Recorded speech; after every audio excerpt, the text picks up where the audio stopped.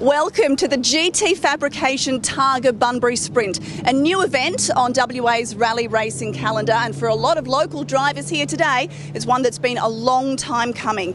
It's a new event for Bunbury. We've never had a rally sprint here before. So for many locals, this will be their introduction to the world of speed, adrenaline and screaming tyres, that is Tarmac rally racing. Today, more than 80 cars will negotiate a 4-kilometre course through the Halifax Light Industrial Area, competing for the fastest times and for points toward the WA Quit Targa Cup. And as always, it starts with the serious stuff. Where there's fast cars and risk involved, safety comes first. Starts with tyres, wheels, disc brakes, seat belts, seats, helmets, protective equipment, even down to the driver's personal protective gear as well. All 82 cars competing in the event are lined up and scrutinised by officials. They all pass muster, and it's off to the Saturday night show and shine. Oh, this is pretty cool. Yeah, there's really cool cars around here. This 1963 Ford Anglia is the oldest in the field and has all the classic car lovers drooling. All us rev heads, I think we'll enjoy it tomorrow as well. While the turbocharged modern machines are in a league of their own for speed and power. This one here, maximum speed's about 234 or 235k. Bill Stagol drives the 2003 Mitsubishi Lancer Evo 8 RS. He's one of a handful of locals vying for that special first win on home turf.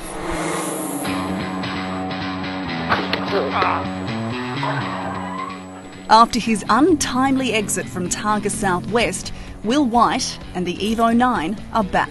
We had to order a few parts in and had some custom-made parts by high-speed engineering to change dog bones that we were running to run a different brand of road now. The Dardanup local's been a driving force behind Targa Bunbury Sprint. He even helped design the course. I sort of sat down and Bill Stagol gave me a little bit of a hand as well, and we come up with a course that would hopefully be technical but not too fast, so that way we could create spectator points for people to come and watch. 4 kilometres long with 25 corners, so plenty of chances for swerves and spins. Although hopefully none as bad as this one, the crash of the weekend at Targa Southwest. Brendan Attard was on the service crew for the Nissan Skyline that ended up in a creek bed. Today he's driving another Nissan Skyline, one he's borrowed from Will White, a rare 1988 GTSR. Looking forward to it. Yeah, it's been over 12 months, so yeah, I'm really excited. Brendan's beaten Will in one of his own cars once before. And I was banished from driving that ever again, so yeah, he doesn't take too kindly to be beaten with his own equipment. The Targa Bunbury Sprint's an event Brendan and Will are keen to make their mark in, but they're both tipping Bill Stagol. I think Bill Stagol's going to have his first win. He's a great guy, so I'm hoping he'll do it.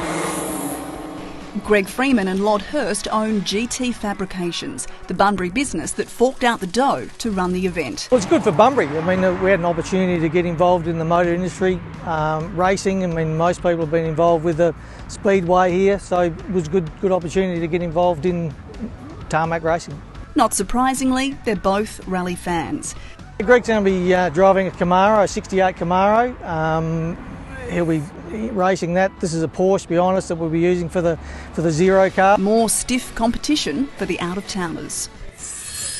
Well, this is it. The cars are taking off on the morning session, which runs from 9 a.m. to midday. Now, it's a beautiful day today. There's no rain, unlike Targa Southwest a few weeks ago. So the drivers won't have any wet roads to contend with out there, but there will be other challenges. A new course, a new test. Champion or amateur, everyone's on a level playing field today.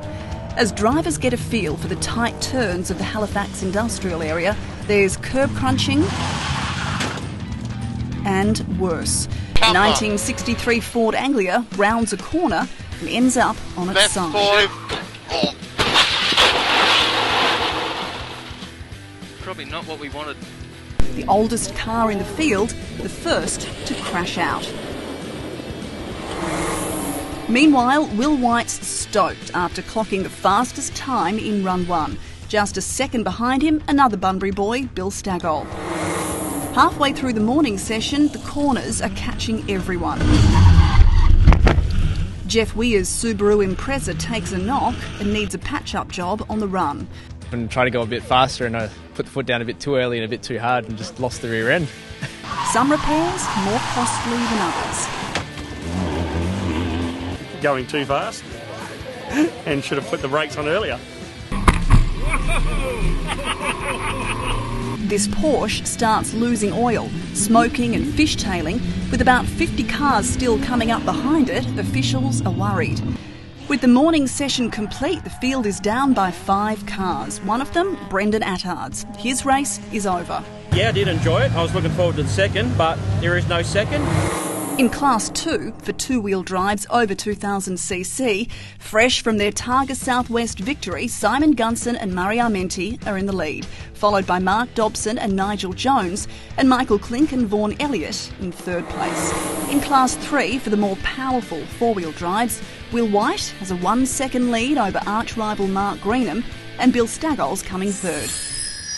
The Targa Bunbury Sprint marks the start of a new chapter in Bunbury's already rich motorsports history. Speedway events like the Cricky Boys Shootout bring thousands of people here each year. But whether you've travelled here as a keen spectator or you've been dragged along by your rally fan partner, Bunbury's a great place to relax and have some fun. Well, if they're here for a weekend, it won't be enough time to really enjoy all the wonderful attractions we have in our great city. Just an hour and a half from Perth, Bunbury is WA's third largest city. It's often described as an aquatic playground with the river, the ocean and the estuary all in close proximity for swimming, sailing, cruising, water sports, and there's more to come. We also have had, very pleasingly, recent state government announcements under the Royalties for Regions funding program for our Stage 1 and Stage 2 of our waterfront redevelopment. The gentle waters of Coombana Bay are home to a pod of wild bottle-nosed dolphins, not the shy type either. The Dolphin Discovery Centre is an iconic attraction for visitors and locals, but also an important marine research hub. We have a partnership with Murdoch University and we're doing some really important dolphin research here. We have an amazing volunteer program and people come from all over the world to volunteer here with the dolphins. And with a growing number of restaurants, cafes, wine bars, shopping centres and places to stay, Bunbury's a place you'd want to come back to, motorsports or not. The adrenaline's pumping as the afternoon session takes off. The same course, 4 runs, but this time backwards. Then, minutes into the stage, Mark Greenham loses control around a corner, splintering a power pole and slamming into another. I thought we were just going to graze the first pole, but it seems we've hit it pretty hard and then moved on and hit the second pole as well. Co-driver Steph Esterbauer is okay. Mark is trapped. The car doors cut away to get him out. I could get out, Mike had to get cut out, but yeah, no good. With suspected broken ribs and a broken leg, Mark's taken to hospital. These guys are accustomed to rally crashes, but this one leaves everyone shaken. Western Power steps in and the rest of the race is called off. If it hadn't been for the power pole damage, the rally would have continued. And we would have just cleaned up, we would have lost the stage and then rerun, but the fact that the power pole went down, well, it was too dangerous to do anything like that. We just had to stop and allow Western Power to do what they need to do. No second stage, but enough results to declare the winners. Simon Gunson and Murray Armenti in Class 2, Will White and Matt Thompson in Class 3. In Class 4, that's for cars too powerful to be included in the Quick Targa Cup, Troy Wilson and Rowan Green are the overall winners with the fastest time of just over 10 minutes and 5 seconds. Loved it. The surface was awesome, unbelievable traction, and thanks to my co-driver here, actually had new tyres and brakes for the first time in 5 or 6 years. So it took me at least one stage to get used to that. I'm used to sliding around a lot, so yeah. Awesome. It was good. Everywhere we went, there were spectators everywhere, so really good day. So as is often the case in motorsport, we've had an unexpected ending to what has been a fantastic GT Fabrication Targa Bunbury Sprint. It's brought thousands of locals out here to experience tarmac rallying, many of them for the first time. The rally community is resilient. We know there'll be a lot of support for Mark and Steph. Everyone's looking forward to the next Targa Bunbury Sprint in 2017, and we'll see you at Targa West in August.